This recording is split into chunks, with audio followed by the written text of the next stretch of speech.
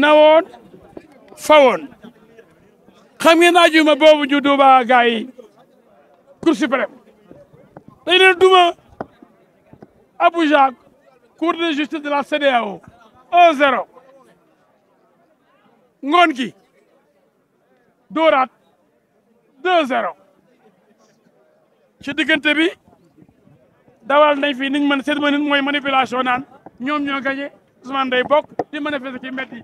yàgg nañoo ndax seen bopp lu dul dëgg du yàgg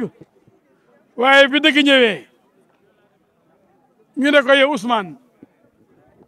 yaa ko tey yoon de la o nga ne man Ousmane Sonko maa lànk du ma wujji justice Macky Sall léegi garsa la meeting de Kër Massar ne léegi garsa la du ma wujji justice fenn laa demul Mame Mbaye Niang demul Adji Sarr demul waaw tey lu ko dal moo ko teg boppam ndax contumace ci Adji Sarr moo tax du bokk ci élection yi est-ce que réellement ndax yoon moo ni buñ la condamné par contumace doo bokk ci benn élection mënatoo nekk électeur mais xëy na moom xamatoon loolu xëy na ñu ko doon conseillé waxuñu ko loolu ndax toog Ziguinchor jour procès ba ay avocat toog fi demandé renvoi mu jógee ba daan cokki fin départ Ziguinchor yi day yiw si Dakar gars yi góolu ko yoonu Koungheul bi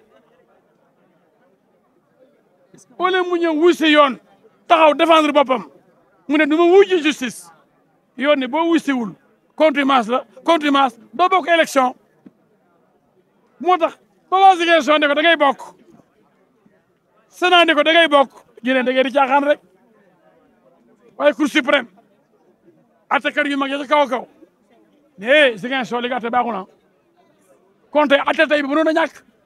ndax atte bi jeex na tàkk depuis Cour suprême kenn ñi mu ko weddi atte mooy mujj xool leen tey bu juge bi ñëwoon weddi Cour suprême dañuy delluwaat Cour suprême moom du weddi boppam de mais est-ce que jàppoon ne kon xam ngeen ni ndam am nañ ndam ba pare macha allah. mais est-ce que jàppoon ne tey mbir mi dina jógewaat fii demaat Cour suprême. non ñoom kay wax nañ ko ñoom nee nañ buñ xam ne dañu xam dañuy daanu nee nañ buñ daanu dañuy demaat Cour suprême waa Cour suprême jox leen seen toroxal ba pare ñu bëgg foo delluwaat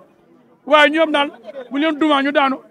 raxas seen ndong fomp seen ndong li daal di ñëwaat ba demaat ñoom seen yaram dafa dar kiis ñoom daal ci ay duma lañ leen dëkk rek ay duma xoolal Abuja Cour de justice CEDEAO duma Cour suprême duma ñu ñëwaat fii duma ñu delluwaat duma waaye ñii kañ la ñuy nopp kañ la ñuy sonn ñu noppalu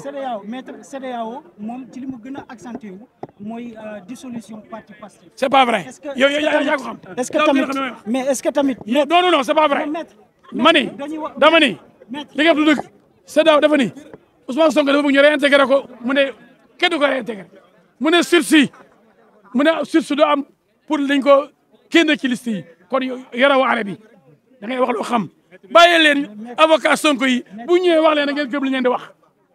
mu demandé 1500 milliards xoolal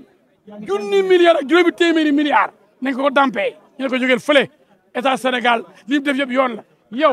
yaa doon jaay réewande ba ñu ne wuy gi di jaay affaire justice di ko jaay doole justice nag kenn du ko yeb fi max na nekkee benn nga bëgg ko yeb rëq sa ndig rek ku ñàkk jom rek mooy jéem a sewal justice wala nga jéem a saaga justice waaye boo xamoon luy justice da nga koy jox cër mooy fi max na nekkee benn nga taxaw da nga koy ñàkkee kersa di ko saaga mu rëq sa ndig nga dem Abuja mu ne yow kat réew ne nga wane yow kat insurrection nga oote yow kat guerre civile nga oote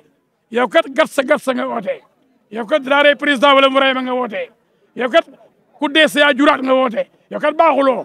yow kat doo di jàmm kon war nañu tas sa parti yow war a bokk ci élection ndax da ngaa dawoon ci élection ca procès Adji Sarr wujji woon yoon da nga jaay réewande wujji woo yoon nag aay na la nga bokk élection kon tey lu ko dal moo ko teg boppam. mais maître avant français maître tey jii le 14